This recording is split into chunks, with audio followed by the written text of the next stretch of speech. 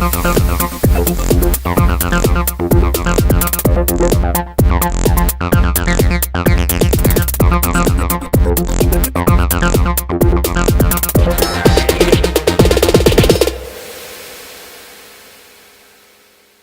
pourquoi ces folies, ces divisions, ces blessures, ces haines congénitales, donc ces folies, habitent et animent encore aujourd'hui le monde entier,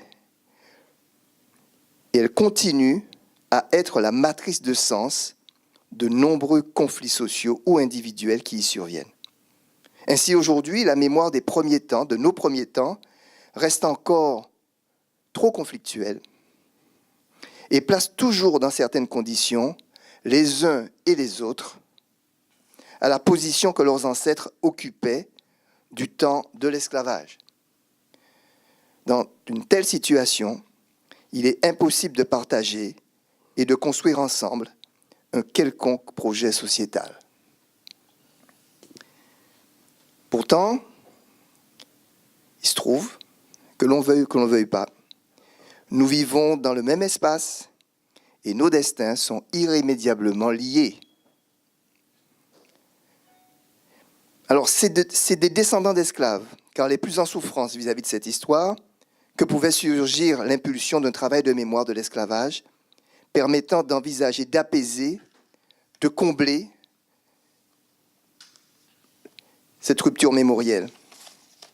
Le 23 mai 1998, à Paris, fut une étape décisive dans cette marche émancipatrice. Ils décidèrent d'inverser la balance du stigmate de l'esclave. Et cette révolution mémorielle permit à des milliers de descendants d'esclaves de retrouver leurs aïeux, de pouvoir s'affilier à eux.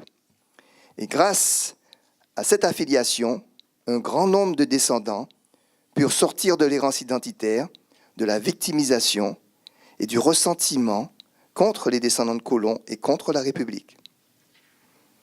C'est avec la force de cette mémoire nouvelle, celle d'être les descendants d'hommes et de femmes identifiés et survivants d'un crime contre l'humanité, que le CM 98, qui a impulsé donc la formation, la création de cette fondation, appela le 10 mai 2013 à la réconciliation des différents protagonistes de cette histoire.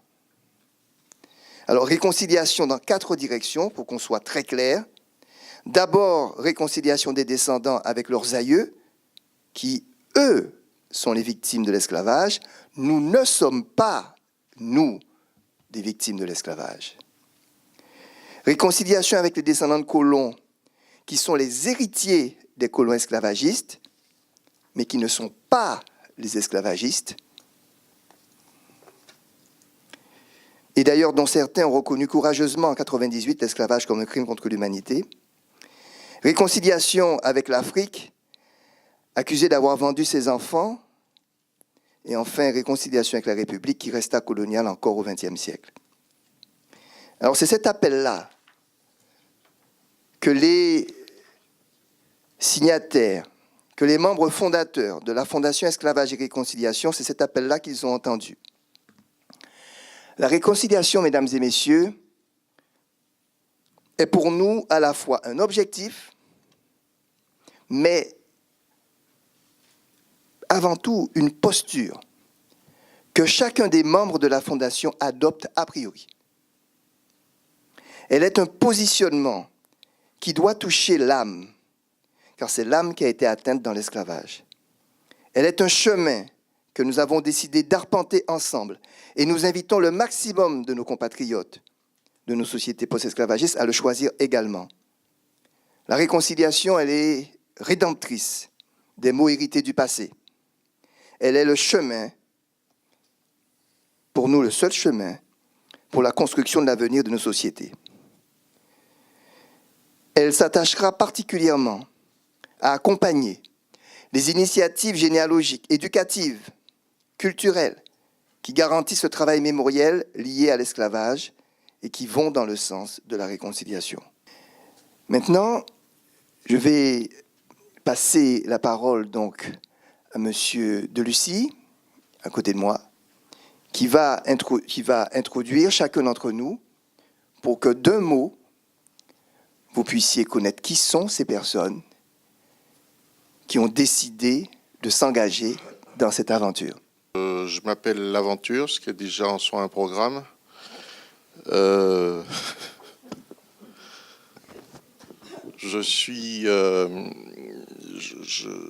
J'adhère, je participe, je taille avec l'ensemble des gens qui sont à cette table.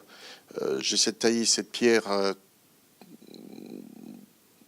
pour construire ce monde nouveau, parce que je ne déroge pas à ce qui fait mon ADN. Je suis de Grand-Rivière, c'est-à-dire que je suis un fils de Césaire, un fils de Fanon, un fils de Glissant, un fils de Damas, tous ceux qui nous ont précédés. L'Aventure, c'est d'ailleurs un nom que l'on retrouve en Afrique, que l'on retrouve en Haïti, que l'on retrouve en Guadeloupe, que l'on retrouve partout. Et je trouve que cette marche que nous entamons ce matin est une marche fondatrice. Moi, je suis Emmanuel Gordien. Je suis maître de conférence des universités, praticien hospitalier, spécialiste de virologie des virus. Mais je suis dans cette expérience nouvelle, fondatrice à mon sens, essentiellement parce que je suis depuis tout petit, je suis tombé dans la généalogie et je sais depuis ma plus tendre enfance que dans ma famille, le premier, qu'on a appelé Gordien, s'appelait Georges Dibouriki. C'était un esclave et mon père a connu ses deux derniers fils. Autrement dit, nous savons que cette histoire existe et j'anime au sein du CM 98 un atelier de généalogie qui permet à tout un chacun, tout entier, de faire sa généalogie ascendante à la recherche de ses ancêtres, comme mon Georges Bouriki à moi. Et nous pensons que après 10 années de pratique que nous avons, nous voyons le bien que ça fait à ceux qui font cette démarche. Et nous pensons qu'il faut vraiment l'élargir. Et nous pensons qu'il faut aller beaucoup plus loin, parce que dans ces histoires généalogiques, on a pu voir des histoires terribles, des coups de fouet, mais on a vu des histoires d'amour aussi. Et on pense que c'est plus compliqué que ça, et on pense qu'il faut aller de l'avant, il faut essayer de comprendre ce qui se passe, parce que de toute façon, nous sommes sur le même territoire, ou alors à moins que d'aucuns veulent en découdre, mais ça, c'est à eux de prendre leur responsabilité. Bonjour à tous, je suis Marilyn Mormin, responsable de Tous Créoles Paris. Aujourd'hui, je représente Roger Dejam, qui est le coprésident de l'association Tous Créoles. Et aujourd'hui, notre présence dans cette fondation fait sens puisque Tous Créoles soutient toutes les initiatives qui favorisent le dialogue et une approche apaisée des mémoires, de nos mémoires. Il y aura des actions concrètes, matérielles que nous pourrons mesurer. Donc c'est pour ça que nous avons tenu à être présents dans cette fondation. Et surtout, c'est aussi une initiative qui va permettre de favoriser la construction de la société prospère, mais aussi solidaire, que nous appelons tous de nos voeux. Bonjour, je suis monsieur Jules Galli, chef d'entreprise en Guadeloupe depuis 1984. J'ai eu le plaisir à l'époque de faire 3 ans de mes études en Afrique chez un oncle qui était maître de conférence d'arméen de nationalité. Donc c'était déjà un premier signe. Et aujourd'hui, mon entreprise se trouve, encore une question de hasard, sur un haut lieu d'histoire, la région de Matouba, en Guadeloupe. Et c'est un petit peu tout naturellement que je pense que, en tant que chef d'entreprise guadeloupéen, surtout dans l'industrie, il est important d'aller dans le sens de cette fondation. Et donc, ces idées-là, nous allons donner tout l'appui qu'il faut pour pouvoir faire en sorte que nous atteignions nos objectifs. Mon engagement, les raisons pour lesquelles je suis là, aux côtés de Serge. Je vous ai dit que j'étais martiniquais. Je fais partie de l'une des composantes de la société martiniquaise, qui au total, toute ethnie confondue, a fait que nous sommes aujourd'hui tous créoles.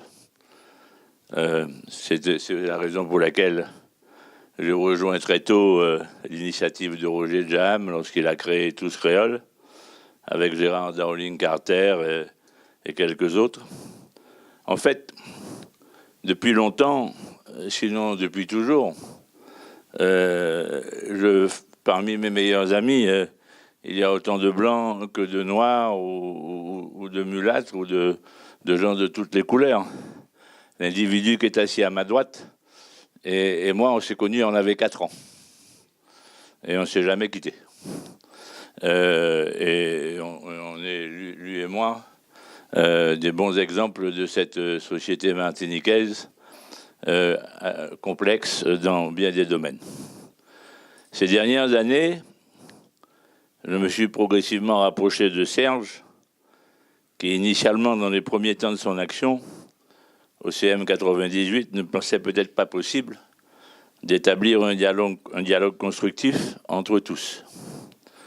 Mais nous étions en réalité bien plus proches les uns des autres qu'ils ne le pensaient, puisque en parlant ensemble, il y a quelque temps, nous nous sommes aperçus qu'en 1998, lui prenait l'initiative de la première marche à Paris, qui a donné d'ailleurs le nom de son mouvement.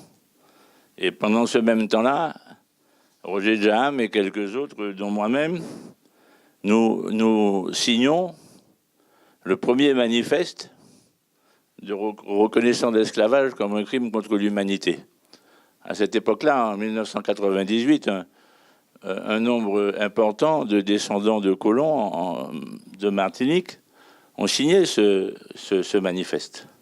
C'était à l'occasion du bicentenaire de l'abolition de l'esclavage. Et Serge a dit tout à l'heure que c'était un acte courageux. Mais je n'ai pas ressenti ça comme un acte courageux, personnellement. J'ai senti ça comme étant simplement ce que je ressentais. Je n'ai pas signé ce manifeste parce que je voulais être courageux. Je ne l'ai pas signé parce que je pensais que c'était bien de le signer. J'ai pensé que je l'ai signé parce que c'est comme ça que je ressentais les choses, tout naturellement. Et puis, pour terminer, je dirais que notre dialogue est devenu suffisamment facile et suffisamment confiant entre Serge et moi et quelques autres pour que nous imaginions ensemble cette initiative qu'est la Fondation Esclavage et Réconciliation.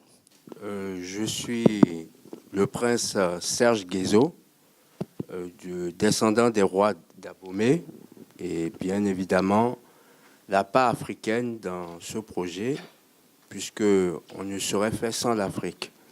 Et ma présence aussi a un lieu avec les questionnements, les interrogations que nos jeunes nations, nous sommes de vieux peuples, mais de jeunes nations, se posent sur notre passé, notre part dans le monde. Et le fait que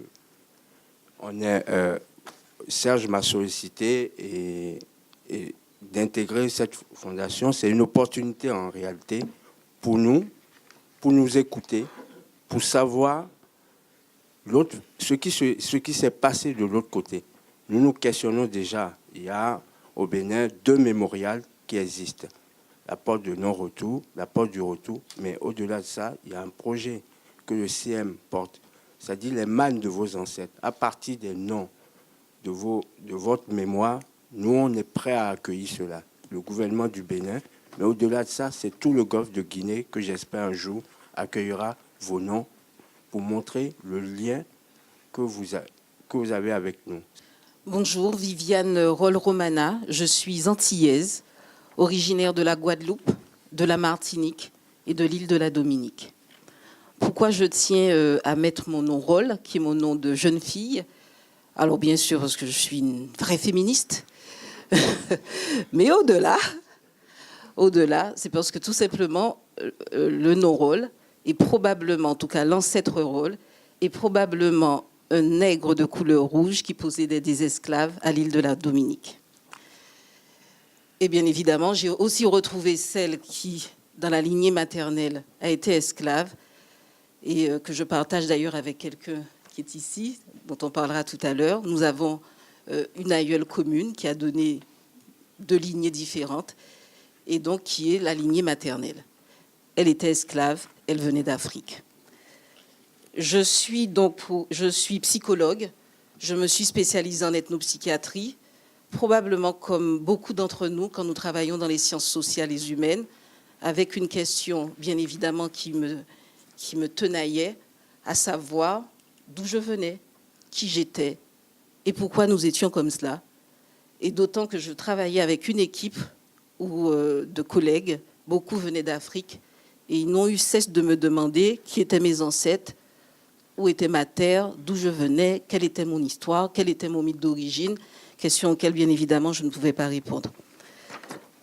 Pourquoi bien évidemment, je participe à cette fondation, d'une part, parce que je suis aussi une responsable du CM 98, je suis une de ses fondatrices, et que mon objectif, en fait, aujourd'hui, au sein de cette fondation, pendant longtemps, j'ai participé au sein du CM 98 à faire en sorte que ces souffrances que j'ai repérées dans les chemins de fer, ce qu'on appelait les chemins de fer pendant le mois de mai, qui étaient des grands groupes de parole, dans des groupes de parole aussi plus restreints, ces souffrances que j'ai vues apparaître et se manifester et sortir de façon assez brutale dans ces espaces qui étaient enfin donnés à des populations qui venaient de la campagne, qui particulièrement avaient été confrontées effectivement à la culture de la canne à sucre. Il était évident que suite à ce travail où il fallait faire sortir ces souffrances, comprendre d'où elles venaient, quel était le lien avec l'esclavage. Nous sommes en 2016, mon objectif est autre. Nous les avons apaisés pour beaucoup, pas pour tous, c'est évident, parce que c'est considérable. Mais mon objectif aujourd'hui, c'est d'arriver à faire en sorte que nous sortions de la victimisation dans laquelle nous sommes enfermés, que nous arrivions également à sortir de la culpabilité dans laquelle nous sommes enfermés sans même le savoir. Si nous voulons une mémoire apaisée, si nous voulons une réconciliation, alors devenons des hommes libres, des femmes libres, en dehors de toute victimisation et de toute culpabilité. Facile pour moi de parler après. C'est des termes comme ça. Voilà, je m'appelle Philippe. Alors, je vous donne mon vrai nom, Philippe de la Ville-Jégu, natif du François en Martinique. Et j'ai pris un pseudonyme pour faire un métier qui m'habite depuis que je suis adolescent. Je fais de la musique. Et j'ai eu la chance de faire ça en France métropolitaine, dans l'Hexagone, enfin j'ai envie de dire en France, et évidemment en m'inspirant largement de mes origines martiniquaises, puisque comme je vous l'ai dit, je suis né là-bas. J'ai eu la chance d'être et d'évoluer dans un métier, qui n'est d'ailleurs pas un métier, qui est une passion, avec des gens passionnés, dont on ne voit pas ni les origines, ni la couleur, ni la langue, ni la religion, parce qu'on partage une passion. Et je me suis aperçu que ça facilitait énormément le dialogue. Donc j'ai eu des amis de toutes origines, de toutes, j'ai envie de dire, de toutes couleurs de peau. Et j'ai d'indéfectibles amitiés. Je pense par exemple à ma copine Jocelyne Béroard, avec laquelle nous avons amené le créole tous les deux en tête des hit-parades en France, ce qui pour moi a été une fierté, pour elle aussi d'ailleurs, mais qui a été une fierté indescriptible, qui nous a amenés aux larmes à plusieurs reprises. Et le dialogue est tellement facile avec des gens qui font de la musique, qui sont passionnés. Je me dis, pourquoi est-ce que je ne pourrais pas apporter ma toute petite expérience à cette fondation pour expliquer que c'est faisable. On a eu parfois des conversations un petit peu, je ne dis pas rudes, jamais, mais on se posait la question, pourquoi tout ça a existé? Certes, on n'était pas décisionnaires, ni les uns ni les autres, et on avait envie de dire plus jamais, évidemment, mais surtout que l'apaisement que j'ai trouvé auprès de mes amis antillais ou africains, j'ai produit 12 albums avec des Africains, qu'ils soient du Bénin, du Dahomey, de Côte d'Ivoire. J'ai passé beaucoup de temps avec des musiciens africains qui parfois déchargeaient des camions dans la journée, puis la nuit venaient au studio. Ça a été des expériences extraordinaires. Donc, je suis passionné par le relationnel.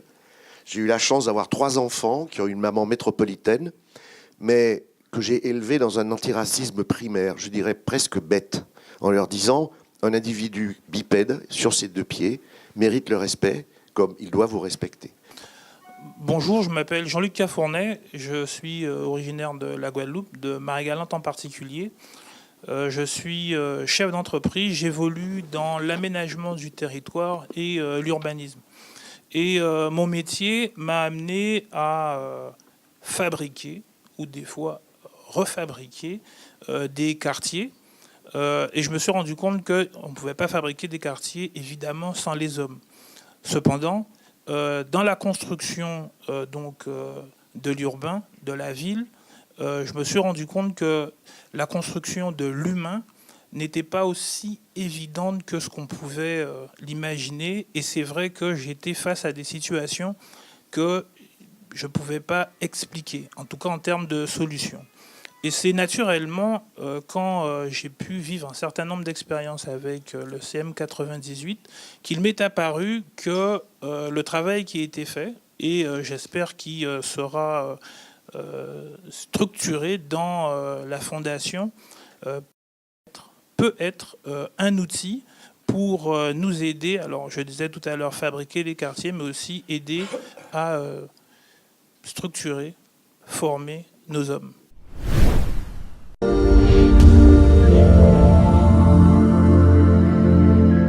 Gravure en 3D au cœur du verre. La photo 3D qui ne change jamais. Œuvre raffinée, originale et éternelle.